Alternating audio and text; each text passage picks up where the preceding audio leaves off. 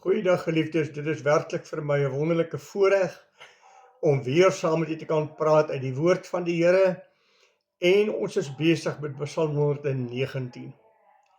'n geweldige lang psalm, die langste in die totale Bybel, wat ons stelselmatig stadig deurwerk. En ek besef dat dit geweldig lank vat, maar die impak van hierdie psalm op my eie persoonlike lewe en die impak van elke skrifgedeelte as ek daaroor bepeins en nadink, is vir my fenomenaal om na die woord van die Here te luister. As ek dit met u aanbied, dan praat ek ook sommer uit die hart uit. Dit is nie uit kommentare voorberei nie. Ek het bloot maar net gaan sit met die woord van die Here, met my potlood en my papiertjie en geskrywe wat God op my hart vir my uit hierdie verse uit sê. So dis net 'n heerlike saamkuier rondom God se woord en te ontdek wat die woord van die Here vir my beteken, wat ek graag dan met u deel. Nou, ons staan vandag stil daar by vers 107 van hierdie gedeelte wat so klink. Ek is baie diep neergedruk, Here, maak my lewend na u woord. Nou, hierdie teks volg op 'n paar uitsprake wat Dawid gemaak het. Van die 104 tot die 106ste vers was daar 'n ander klank en 'n ander gemoedstoestand van Dawid as ons dit lees by 104. Uit die bevele kry ek verstand. Daarom haat ek elke leenpad. U woord is 'n lamp vir my voet en 'n lig vir my pad. Ek het gesweer en dit gehou om u regverdige verordeninge te onderhou. Nou kom ons by 'n gemoedstoestand van die psalmis, 'n beswaardheid wat hy in sy hart ronddra, as hy die woorde gebruik, ek is diep neergedruk. Dit grens aan depressie, moedeloosheid, dat ek nie weet hoe om vorentoe te gaan en wat vorentoe vir my sal inhou nie. Dit is eintlik 'n siekte van die tyd waarin ons lewe ook, wat deur omstandighede rondom ons verander en veroorsaak word. In die tyd wat ons lewe is moegheid, moedeloosheid en depressie aan die orde van die dag. 'n Mens druk op alle terreine van die lewe. Jy het werksdruk.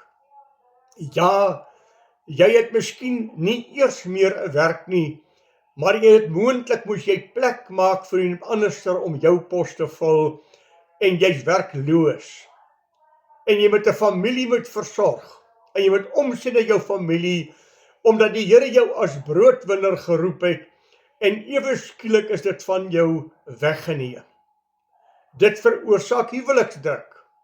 Dit veroorsaak spanning in die huwelik, want daar is baie keer nie finansies om te voorsien soos ons behoort te voorsien nie. Behalwe vir die verleiding en die goddeloosheid wat huwelike opbreek, net die drukte wat op huwelike geplaas word, net rondom finansiële en werksomstandighede. Daar is die las vir ons kinders, waarvoor ons moet sorg en moet na omsien, en ons sukkel om die punte by mekaar te bring, want daar is finansiële druk en finansiële laste wat op ons geplaas word. Alles word duurder. Ons het so pas die tyd belewe waarin brandstof sommer baie gestyg het. En daar word vir my gesê dat volgens die maand gaan brandstof moontlik met soos tot R13 'n liter nog hoër word. Al hierdie dinge plaas druk op 'n mens om te sê, Here, hoe gaan ons die punte by mekaar kry? Nou weliswaar is daar, geliefde, en ek moet dit net vir u noem. Baie keer is dit dat ons drukte belewe en 'n benoudheid verkeer omdat die Here ons in drukte plaas. Ons in benoudheid plaas en ons het ware in die hoek vasdruk, sodat hy ons aandag kan kry. Want ons prioriteite was verkeerd, ons het gejaag na dinge wat geen waarde het nie, en ons het ons lewe op aarde verloor wat ons verhouding met God aan betref. En dan moet die Here partykeer vir jou tot stilstand ruk, om net jou aandag te kry, dat jy weer jou verhouding en jou prioriteite in plek kry. Dit gebeur ook. Maar daar is die drukte wat kindertjies van die Here beleef, wat nie noodwendig aan sonde en ongeregtigheid gekoppel is nie. Ja, ek het reeds vir u gesê, daar is die drukte wat God daar plaas, dat ons sal bekeer, en ons tot God sal keer. Maar daar is drukte wat ons belewe, waarvan Dawid hier praat, wat ons nie weet wat is die agtergrond nie. Ons weet dat Dawid geweldige benoudheid en drukte beleef het, net weens die vervolging van Saul, wat sy lewe gesoek het. Absalom, sy eie dienaars wat teen hom gedraai het. Ons weet van die wedervarings van Dawid, wat benoudheid op benoudheid beleef het, en wat moontlik in hierdie omstandighede sê, ek is diep teneergedruk. Ek is beroof van alles wat vir my waarde gehad het, en ek is ontneem van dit wat myne was. Ek het self daaroor gedink. Kan dit moontlik wees dat Dawid hier 'n bedruktheid belewe, as hy dink aan sy sondeskuld voor God? As hy dink aan daardie oomblik, toe hy met Batseba gehoreer het. Die pad wat Dawid geloop het, dat hy 'n vrou sien wat naken bad, helder oordag. Hy stuur om uit te vind wie dit is, dis 'n getroude vrou. Die soldaat is vir jou op die slagveld besig om jou stryd te stry. Maar daar is 'n passie in sy hart, en welis wat sy gewete en sy verstand oorweldig. Hy laat haar na die tempel toe kom. Hy stuur almal weg. En dan hoereer hy met haar en pleeg hy met haar oorspel. Sy word vertel dat sy vir Dawid sê, Dawid, ek is swanger. En nou moet Dawid 'n plan maak.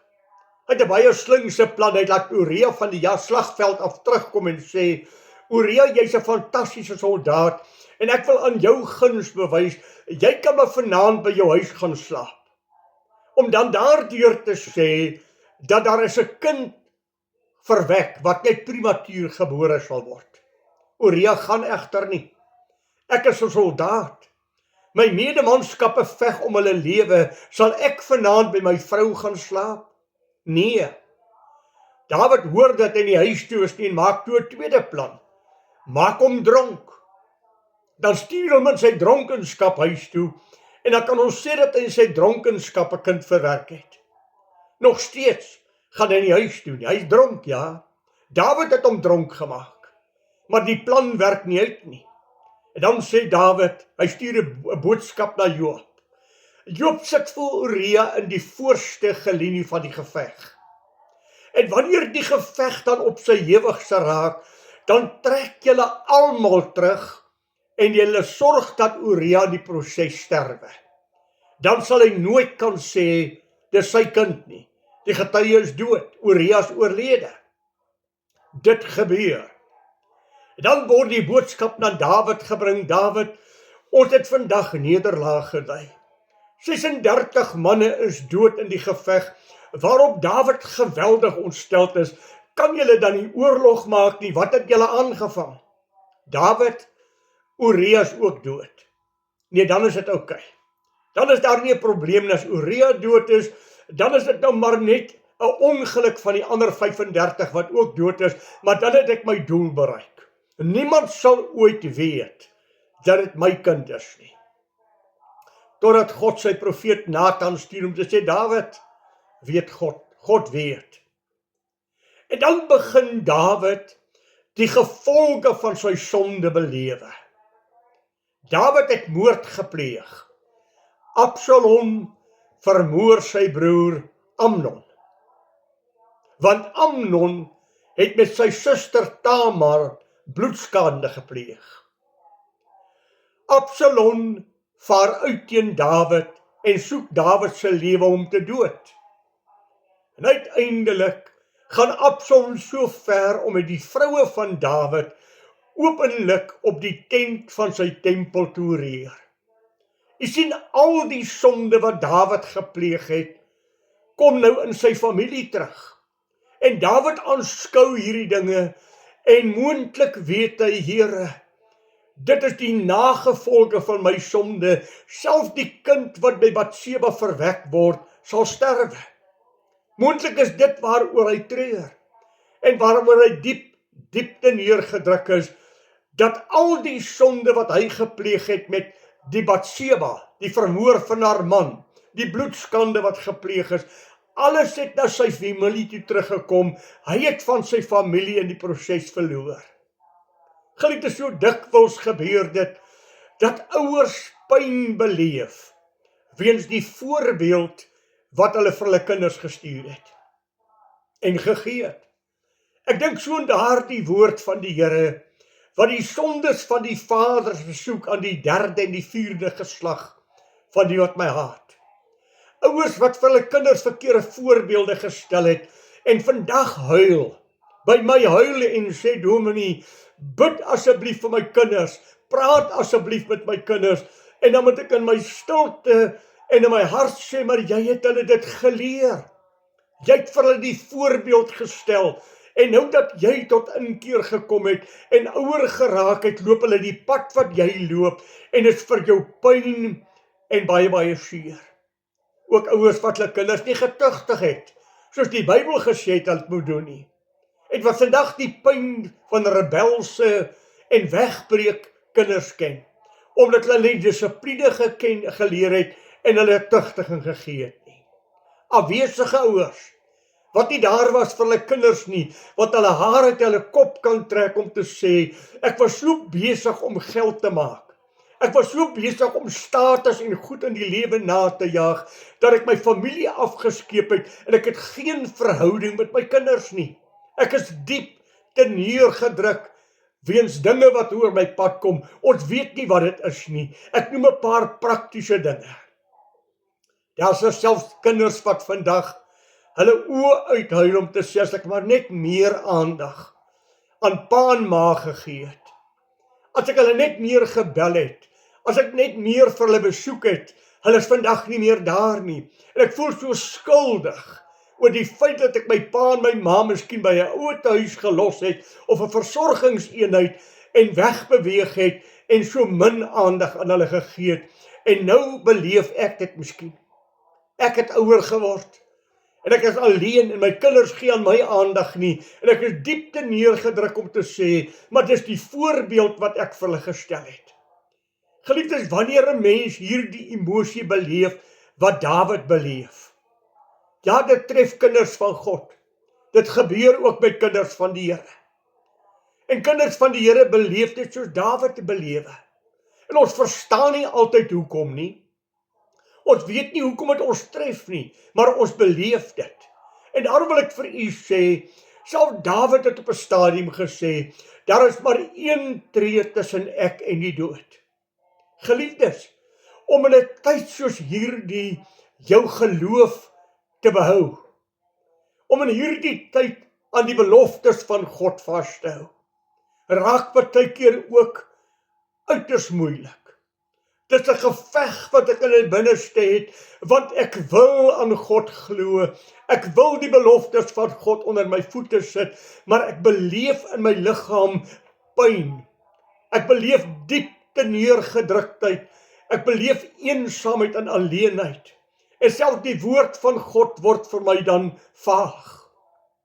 Groot godsmanne, Elia, toe hy in benoudheid was en in depressie sê hy, ek wens dat ek kan sterwe. Job, toe hy deur daardie geweldige vervolging gaan en verdrukking gaan wat valslik teen hom geloos word, toe sê hy, ek wens ek was maar 'n misgeboorte. Ek wens dat ek nooit gebore was nie, dat my moeder my maar gevind het as 'n dooie baba en dat daar nooit lewe was nie. Mense wat deur langdurige siektes gaan, hoe lank, o Here, moet ek so stry? Hoe lank, o Here, moet ek met hierdie pyn in my liggaam sit? Kanker, gevalle en baie ander gevalle wat traumaties is, liggaamlike stremming, pyn wat ek elke dag beleef. Ag geliefde, een van my geliefdes, een van iemand wat baie na aan my hart was, bloot net aan asma, van hospitaal tot hospitaal, om te veg, om net aan die lewe te hou. En hoe hy vir sy seun gesê het, ek sien nie kans om te versmoor nie. Ek sien nie meer kans om dood te gaan, omdat ek nie meer asem kan kry nie, wat letterlik 2 of 3 treetjies kan loop, dan moet hy neersak, hulle moet hom help loop, hy kan nie meer loop nie. En hy uiteindelik die dwaase ding doen, maar ek verstaan dit. 'n revolver teen sy kop sit, en sy lewe beëindig. Ja, dis seer, dis pyn, dis dwaas, maar Here, ek kan nie meer nie. Ek het aan die einde van myself gekom, ek is diep te neergedruk. Geliefdes, om selfmoord te pleeg, vat iets, dis nie maklik nie. Jy het aan die einde gekom van alle hoop, jy het aan die einde gekom van alle oorlewe. Ek is diep te neergedruk. Maar dan sê hy iets moois. Hy sê, ek is baie diep te neergedruk. Here, besef hy dat hy praat met God, die Allerhoogste, die Almagtige, en sê vir die Here wat in sy hart is, en weet jy, ek en u kan maar eerlik met God wees, want hy weet, hy ken jou, hy weet wat jy deurgaan, hy het simpatie met jou. Hebreërs sê dit so mooi, hy het meegevoel met ons, omdat hy alles beleef het wat ons beleef het, daarom verstaan hy. Maar dan gaan die psalmis en hy doen die regte. Hy vlug na God. Ja, daar was die belydenis. Daar was die belydenis, Here, ek is diep te neergedruk. Maar dan is daar sy bede. Maak my lewend na u woord. Here, ek is diep te neergedruk. Ek is moeg gestry. Ek sien die lig in die tonnel nie, maar ek vlug na u toe en ek sê, Here, help my asseblief, dat die donker net van my sal wyk, en dat ek net weer die lig van God sal sien, en dat hy net weer 'n ligstraal van God om my sal kom. U woord net weer vir my lewend sal word, want selfs u dood, selfs u beloftes, het vir my vaag geword. En geliefdes, is dit nie so nie?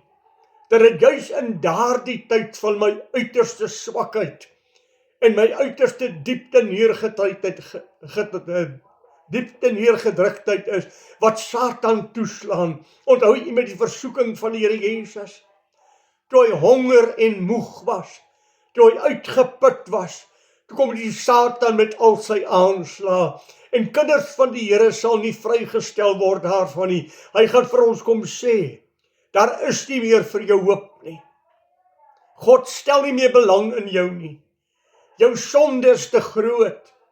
Jy het nie geloof nie. Hy gaan allerlei aanklagte teen jou en my gooi, wat ons stryd nog swaarder maak. Kan ek net 'n oomblik van jou aandag kry en vir jou sê, God beskuldig nie, geliefde, God oortuig.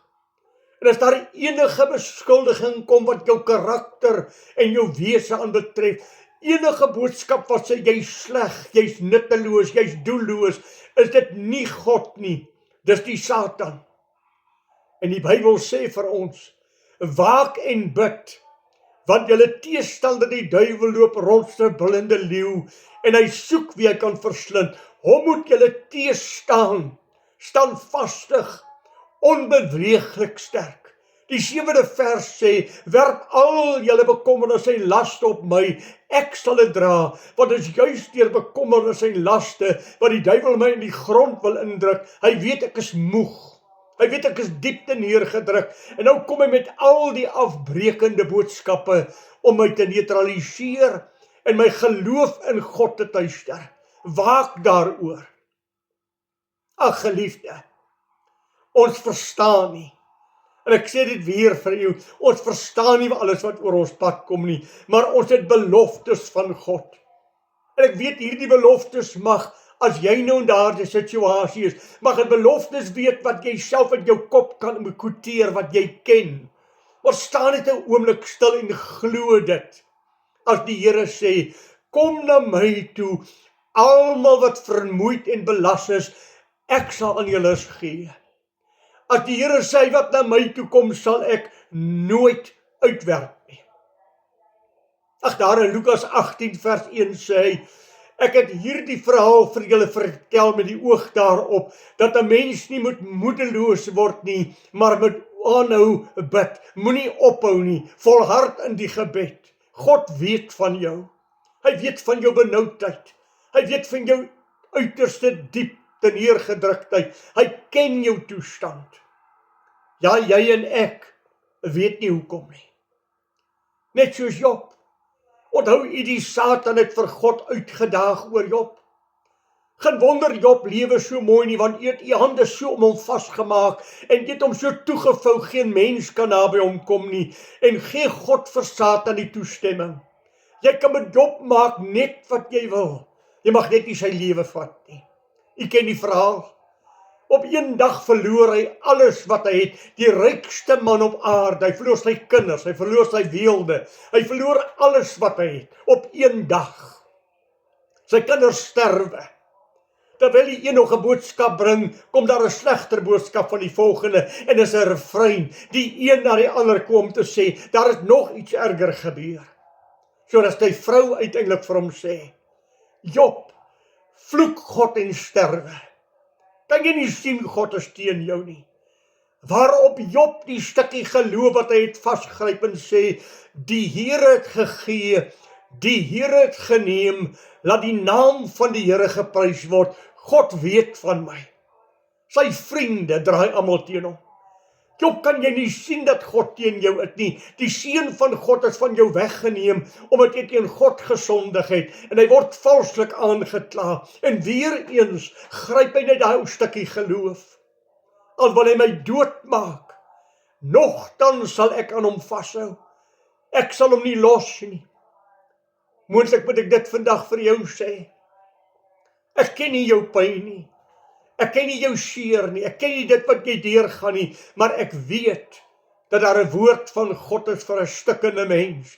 Psalm 51, waar Dawid sy sonde voor God bely, daar die mooi vers, vers 7, 'n gebroke en verslae hart sal u, o God, nooit wegwys nie. Vlug na die Here toe. Vlug soos die psalmis en sê, Here, maak my asseblief net weer lewendig. Gee net weer vir my 'n woord, bemoedig my net weer, lig net weer my gees op, gee net weer vir my nuwe moed, Here.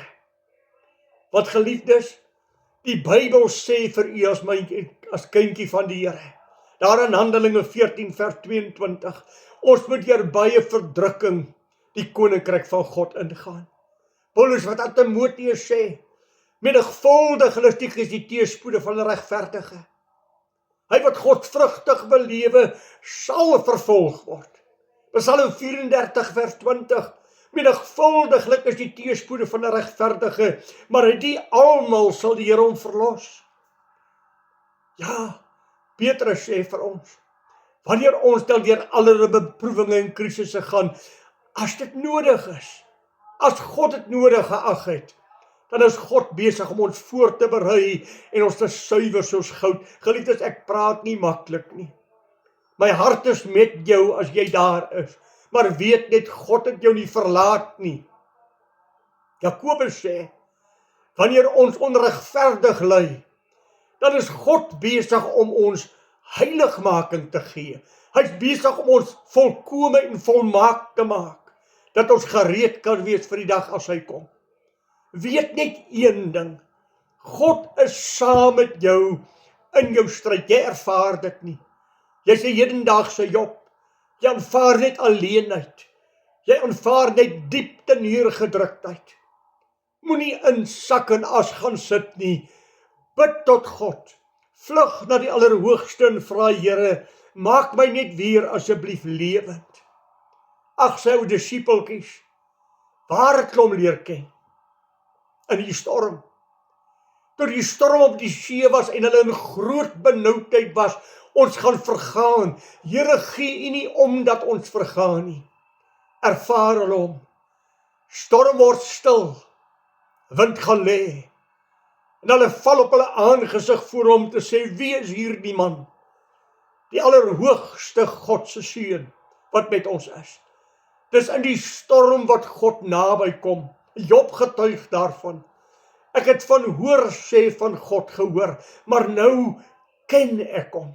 Nou het ek God leer ken as die getroue wat my deurdra, want aan die einde van hierdie stryd het God hom 10 maal meer gegee as wat hy ooit gehad het. Moet net nie ingee nie, moet net nie opgee nie. Leer by die psalms om te sê, Here, maak my asseblief lewendig.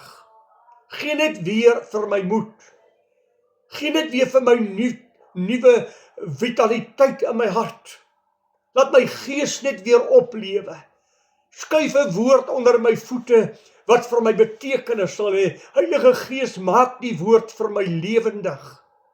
Dat ek net weer moed het vir die lewe vorentoe.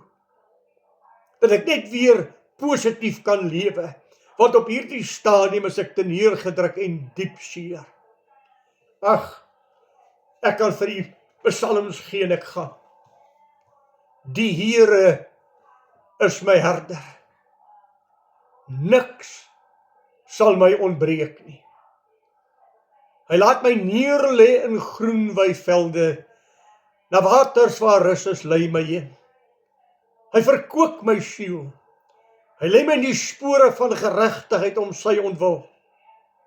Al gaan ek ook in 'n dal van doodskaduwee, ek sal geen onheil vrees nie, want U is met my. U stok en U staf, die vertroos my. U berei die tafel teenoor my teestanders. U maak my hoof vet met olie, my beker loop oor. Net goedheid en guns sal my volg al die dae van my lewe. Ek sal in die huis van die Here bly, in lente van dae. Here, maak dit vir my 'n werklikheid. Here, maak Psalm 23 'n getuienis in my hart. Kom ons gaan na Psalm 27 toe. Die Here is my lig en my heil, vir wie sou ek vrees? Die Here is die toevlug van my lewe, vir wie sou ek vervaard wees?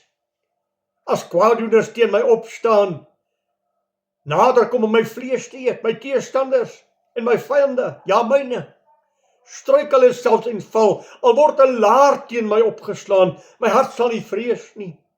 Al staan 'n oorlog teen my op, nogtans vertrou ek. Hy steek my weg in die hut van die dag van onheil. Hy verberg my in die skuilplek van sy tent. Hy verhef my op 'n rots. My vader en my moeder het my verlaat, maar die Here het my aangeneem. Kom ons gaan na Psalm 91 toe, wat u ken. En ek lees dit vir u, dat u daardie psalms weer terugroep tot die Here om te sê, Here, doen dit vir my.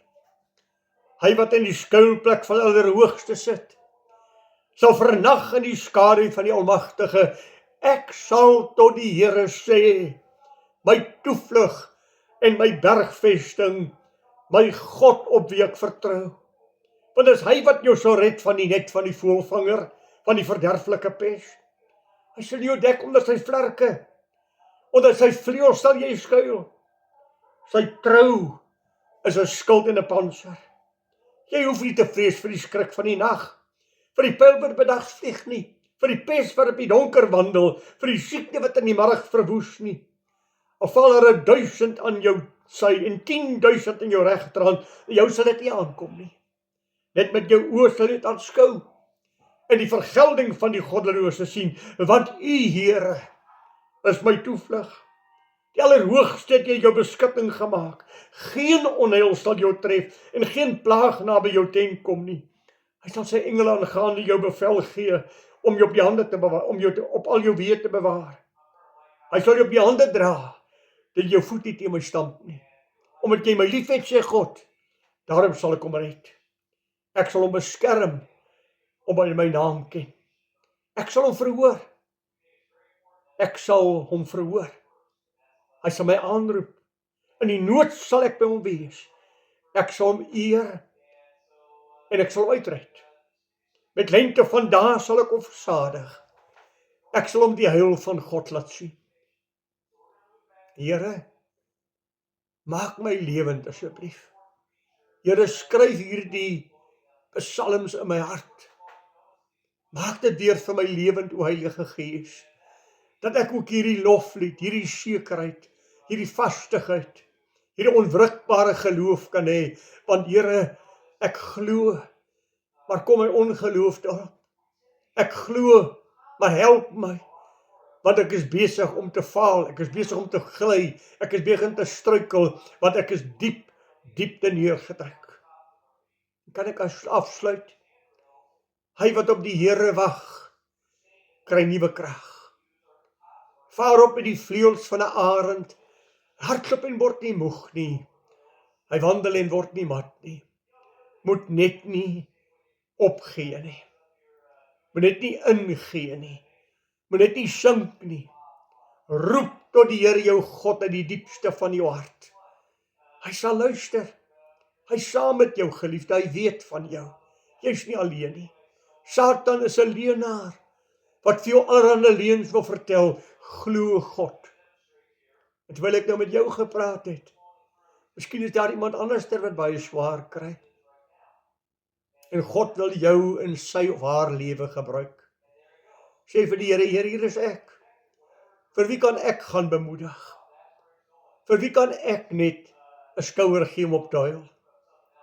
Ag, ek dink aan Dominee Louis Lourens, toe ons voormalige rektor op sterwe lê, het hy aan die kamer daar by Tannie Nettie, sy vroukie, gaan sit en gesê, Tannie Nettie, jy hoef nie met my te praat nie. Ek wil net hier wees, indien jy met iemand wil praat. Vergeet ek is hier. Sit daar by dokter se bed, praat maar met hom, praat met die Here. Ek sal net hier in die hoekie sit, as jy my nodig het. Ek dink aan 'n geval in die Kaap waar ek gestaan het op die oop parade, waar ons as studente die evangelie verkondig en die Here wys vir my 'n man, so 200 meter weg van ons, wat in 'n paal staan. Die Here sê vir my, gaan praat met daardie man. Ek hoor die stem van die Here in my hart. Ek het so met 'n ompad geloop en by die man gekom. Ek sê, ou maat, jy lyk so moedeloos. Jy lyk so of die lewe jou verlaat het. Hy het in trane uitgebars en gesê, meneer, ek het vir die Here gesê, Here, as u nog 'n ou plekkie vir my in u hart het, stuur iemand om vandag met my te praat. Ek het die wonderlike voorreg gehad om hom na die Here toe te lei. Maar ek moes hoor wat God vir my sê, gaan praat. Ek sit in Kimberley se straat, wag vir die vrouens wat winkel toe is. Hier voor my op die sypaadjie sit 'n kleurling vrou in 'n haglike toestand. Die Here sê vir my, gaan praat met haar. Sit met my kar uit, sit op daardie sypaadjie langs 'n kleurling vrou. Verkondig vir haar die evangelie. Nee meneer, niemand gee meer vir my om nie. Niemand het my lief nie. Jy maak 'n fout. Daar is iemand wat so lief is dat hy sy lewe vir jou gegee het. Daar's iemand wat jou uit jou nood kan verlos. Daar's iemand wat jou vandag wil vrymaak. Terwyl mense op die straat op 'n Saterdagoggend heen en weer beweeg, het ek die voorreg om saam met haar te bid en haar aan Jesus voor te stel. Sê net vir die Here, Here, hier is ek. Hier is ek, 'n Samaritaan. Wie wil hy vandag oor my pad stuur wat ek moet bemoedig? Wat ek moet ondersteun? Wat u my wil gebruik om vir iemand anders tot voordeel te wees?